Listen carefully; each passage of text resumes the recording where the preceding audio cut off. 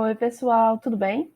Meu nome é Patrícia, eu sou da Liga Acadêmica de Segurança do Paciente e hoje eu vim conversar com vocês um pouquinho sobre a segunda meta de segurança do paciente, que é a comunicação efetiva. Então, a comunicação efetiva, ela basicamente é um meio de transparecer aquilo que queremos expressar, seja com palavras, com ações, de maneira clara, objetiva e eficaz, como qualquer outra comunicação.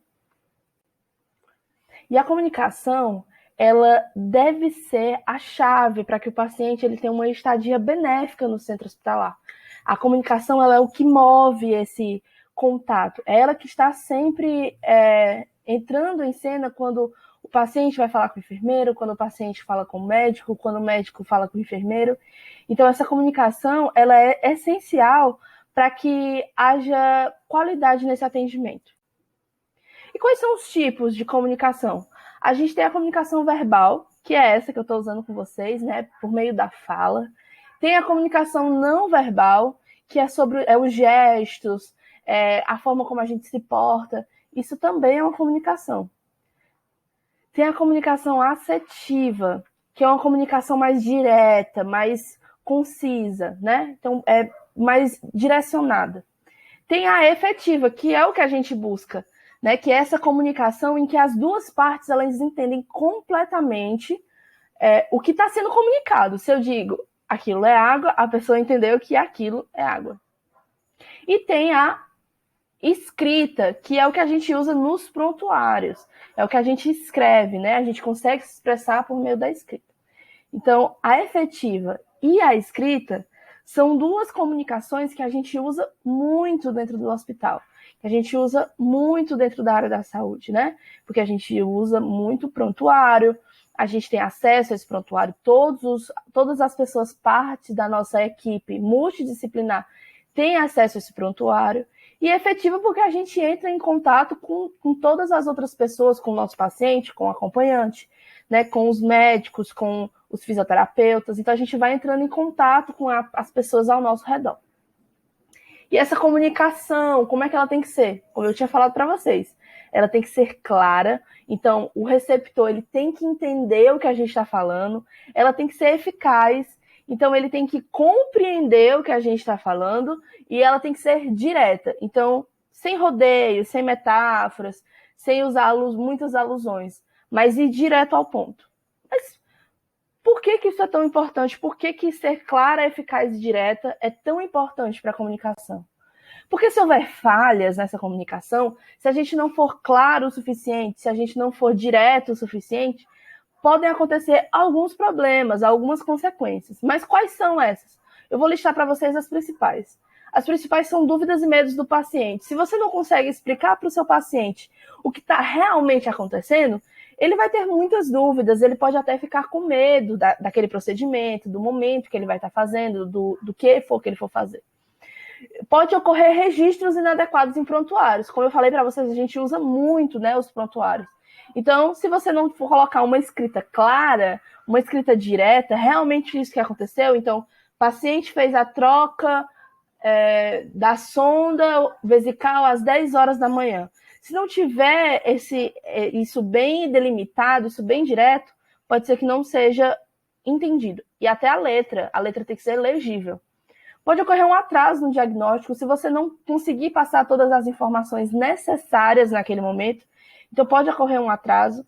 Eventos adversos ameaçadores à vida. Se você não conseguir passar que o paciente está sofrendo uma parada cardíaca, já era, né?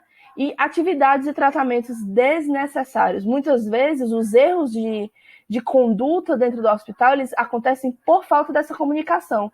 Se eu preciso comunicar ao fisioterapeuta e eu comunico a outra pessoa para ir comunicar ao fisioterapeuta, pode ser que aconteça algum problema nesse tratamento, assim como se eu fosse comunicar para qualquer outro profissional.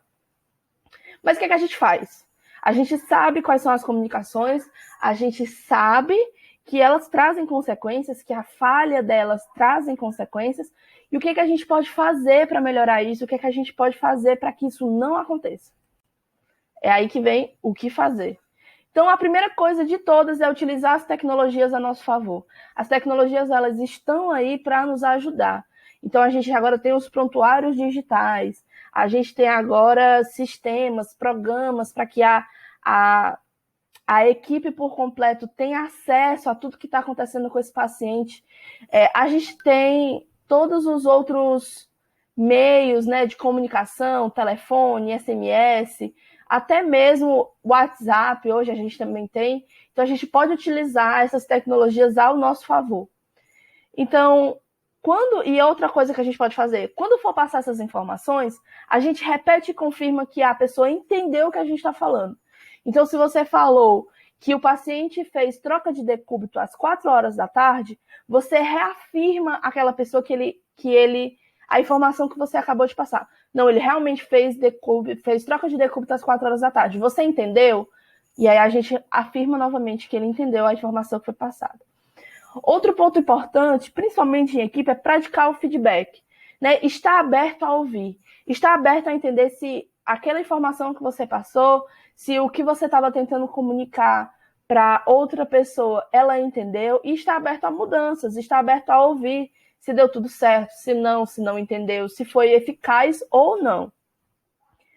Promover rodas de conversas entre a equipe, né, esses momentos de roda de conversas, estudos sobre casos, são momentos super importantes, né, para que haja uma maior